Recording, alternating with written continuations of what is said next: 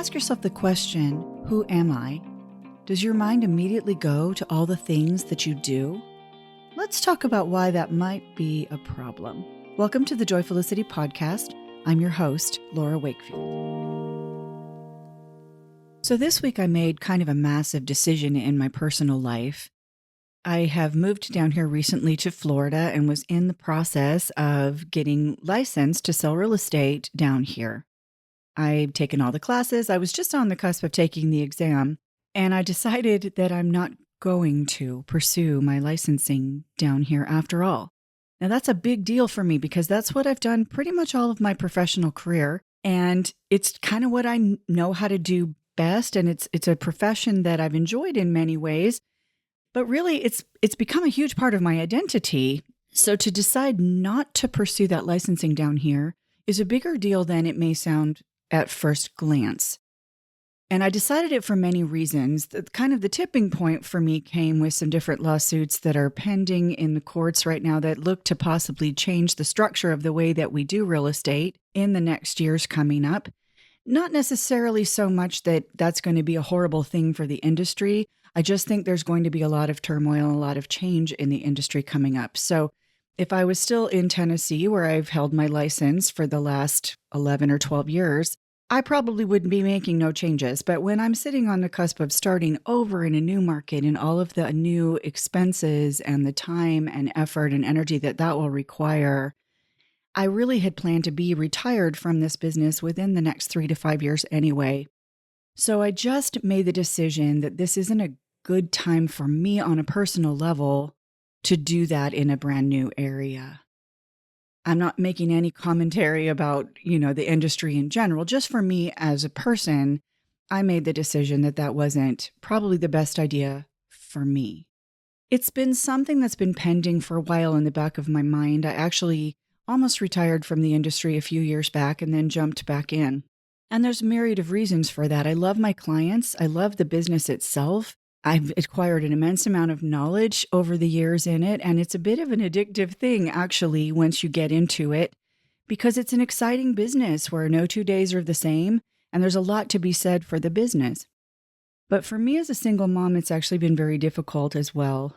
It's a schedule that on the one hand does offer some flexibility, but you also work a lot of weekends and a lot of evenings and a lot of holidays and a lot of vacations. And so the scheduling can be rather unpredictable, which has made it difficult for me as the only parent in my home to be able to be as present for my children as I would like to be. I miss a lot of events. I miss a lot of time with them, fully present while I'm on my phone, putting out fires. And so it's been pending in the back of my mind for quite a while to make a change. So I guess I just finally decided that now is the time. It's going along with a lot of personal changes in my life. So this career change is part of a more grand change in my life, generally speaking, I guess you could say. The reason I want to talk about this today, though, isn't really to talk about my career change. That will probably come in a later episode because I do have some ideas about what comes next for me. It's more to talk about why it took me so long and so much hand-wringing to come to this decision. And it goes back to what I said earlier, that this had become quite a big part of my identity, both online and even just within my own self. And so every time I thought about quitting, all of those fears would pop up in me. Well, what else do I do? This is what I know how to do best. It's what I've always done. It's who I am. How do I not be a realtor? How do I not have my real estate license? It's just what I do.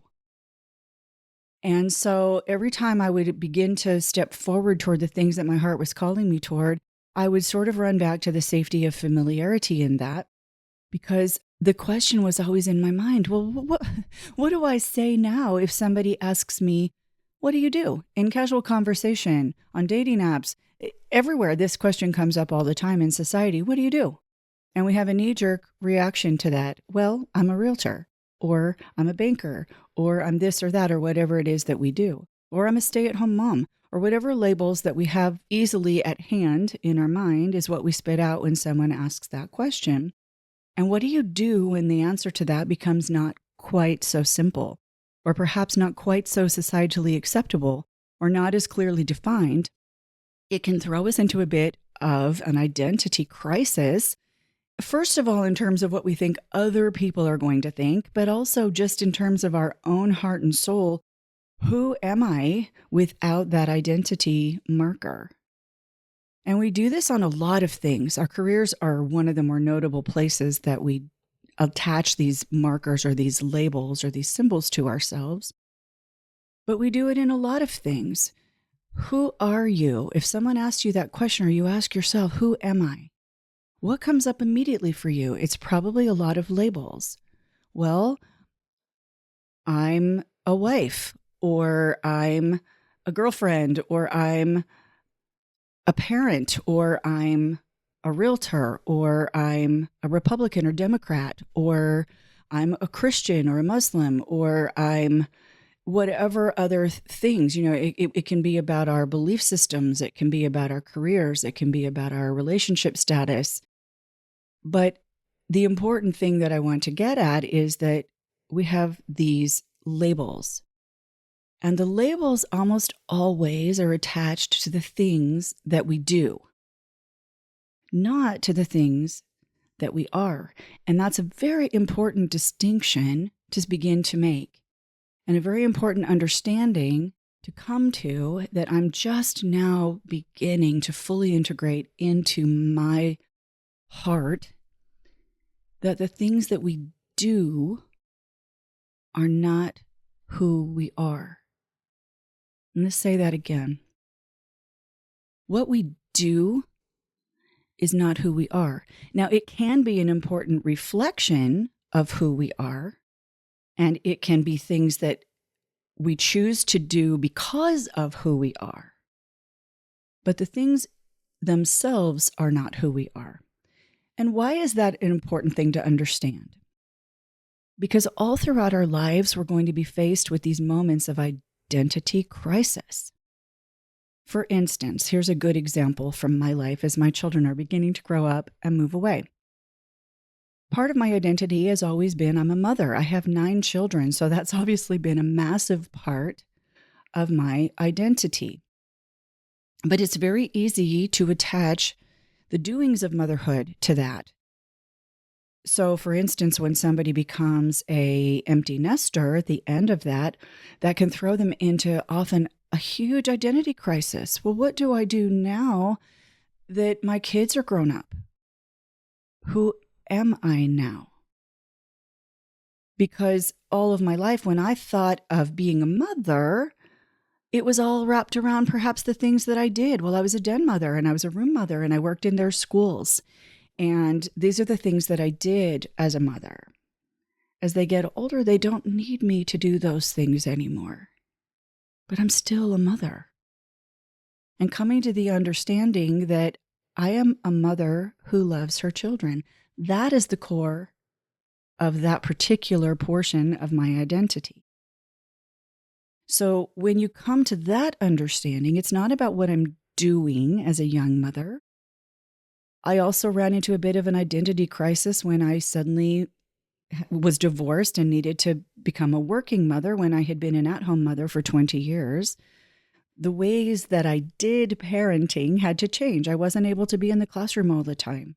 There was things that I used to do that I couldn't do anymore.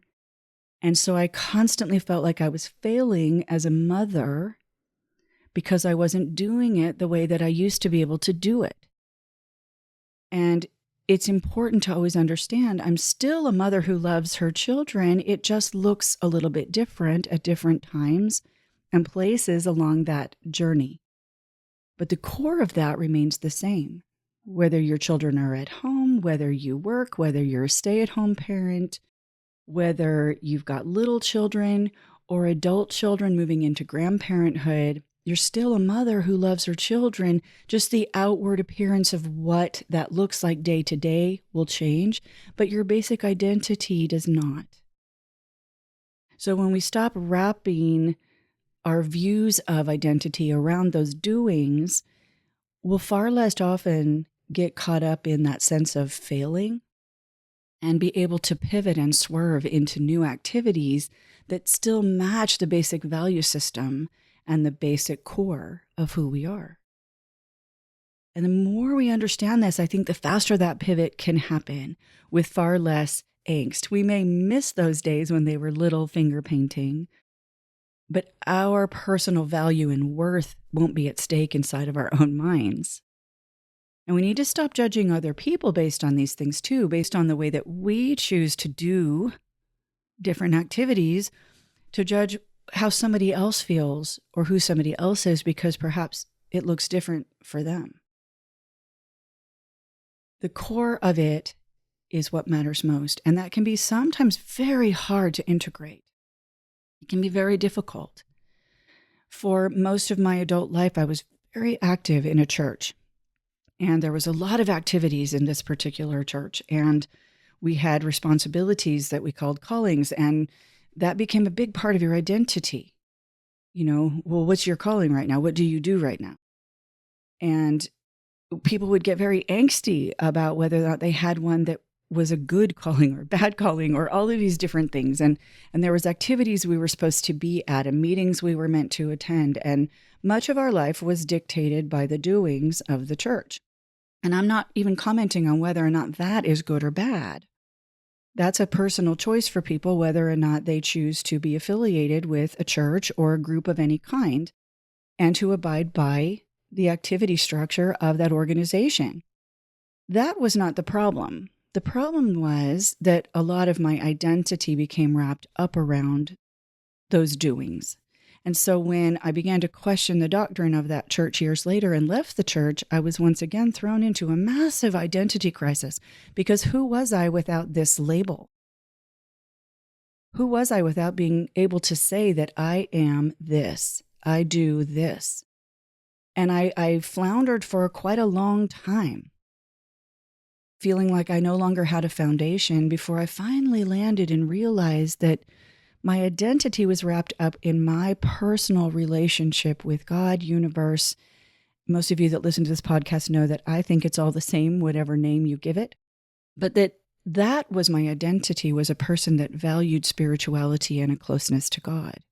My identity never was or should have been membership in a particular organization.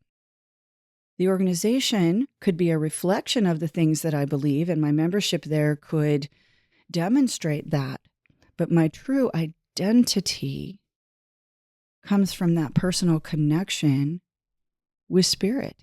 And that remained unchanged no matter what church I affiliated with, or could remain unchanged if I allowed myself to understand that.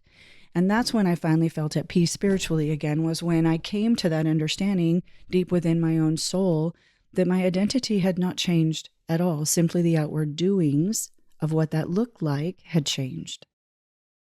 We do it with political affiliations. We do it with relationships. That can become a huge part of your identity. I'm a wife. But what happens, like in my case, when you suddenly get divorced? And too much of your personal identity is wrapped up around that relationship, because you only have control over part of that relationship. There's another person involved that also can make choices and can change that for you. And circumstances outside of the relationship can also be influential. And then what do you do when that ends, when your identity was wrapped up around it? That becomes a big problem for a lot of people, and they can find themselves in a very difficult situation. Same with career changes, either because of job loss or even retirement. It's well known that a lot of people struggle as they move into retirement because they base their whole identity around their job. And when they're no longer getting up every day and going into that job, a lot of people have a sense of worthlessness, lack of value, that hits them more powerfully than they ever imagined upon retirement. At first, they're really excited that they've retired, and then they find themselves like a ship without a rudder, having no idea what to do every day without that structure. But it's deeper than that. It goes back to what I said before. It's more about, how do I define myself to other people now? Oh, I don't do anything. I'm retired. That feels weird when you're used to getting up every day and having maybe a high-powered career that is well respected in the community. If your identity is wrapped around that career, That can be a very unsettling experience that can take people a long time, sometimes forever, to fully settle into. And they start to attach a whole lot of meaning to the fact that they're no longer that thing, so therefore they're nothing. And that's not true. Your identity is deeper than what you were doing. Your identity comes down to the work ethic that helped you become successful in that. I'm a hardworking person who values service, who values knowledge, who values intelligence, those kinds of things. Your true identity comes down to your deepest values, the essence of why you do what you do. Not what you do, but why you do it. And that identity can carry you through almost any kind of life change, because you can take those same values and you can swerve them to something new. So the fact that I'm leaving real estate after all of this time, does that mean that all those years in real estate are no longer valuable to me? Of course not. I learned a ton of skills, people skills, sales skills. I built a network of people that I'm connected to. All of that comes with me. That's my identity, not my title. My value system is my identity. In truth, very often the things that we're doing don't reflect our true identities at all. And that's where a lot of the source of anxiety is coming from in a lot of our lives, where the things that we're doing don't match our identity. And we're doing them for a lot of different reasons that I've talked about a lot on this podcast before and will again, that are external, and we're kind of trying to stuff our lives into those things and make ourselves into this outward identity that doesn't really match the person that's underneath at all. And that's a big problem. If you're trying to live a life full of joy, peace needs to be at the heart of that. And kind of at the heart of peace is matching your doings to your belief system, whatever that may be. And it's not going to look the same for everybody. So like I've talked about before, for some people, they will thrive in a high-powered sales position where they're constantly on the go and the hustle energy is like fuel to them and they love it. Other people, that will literally feel like their soul is being sucked out of their body.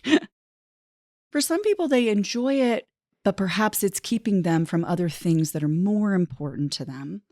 It's all personal. It's all individual. But the main point I wanted to make on today's podcast is that no matter what I'm doing for my job, no matter what life stage I'm at, or relationship status, or political affiliation, or any of those things, no matter what church I attend or don't attend, no matter where I was born, all of those kinds of things, those are not the essence of who I am. And when you start to strip those things away, there's a kind of an uncomfortable moment in time, because that's how we're used to defining ourselves. And when you take all of those out, you can sit there a little bit confused. Who am I then? If none of those things, if all of those things are just the things that I do and they're not who I am, how do I even figure out who I am? And that's the beginning of a beautiful, amazing, transformative journey. When you strip it all down to that raw question and don't have all of the answers readily available like you thought you did, that right there, that moment of confusion, and it can be a very uncomfortable place actually to be sitting, or it can be very exciting depending on how you interpret those feelings. That's the beginning. That's when your new life of joy really begins. And we're going to talk about that more coming later. But let's be human beings rather than human doings. Of course we do stuff. Once we figure out who we are, it is going to result in us choosing to do things a certain way. So I'm not trying to say that the doings don't matter. they matter a lot, and they can change our lives for positive or negative depending on the choices that we make. And they definitely can reflect who we've decided that we are, or who we're allowing other people to decide we are. So the doings matter. They're just not at the heart of it. So take that time today, take all of those outward labels off, and ask yourself that question: who am I? What is my true identity? And see what comes up for you, because you're only at the beginning at that point, but it's an exciting journey ahead. Have a great day, everybody. Thank you for joining me today on the Joyfulicity podcast. If you enjoyed this episode, please like and share, and come follow me on all major social media sites at Joyfulicity or on my website, joyfulicity.com. You can follow the link in the description for this episode to all of the places that we can connect. Have a great day, everybody, and remember, dare to dream, plan to play, live to learn.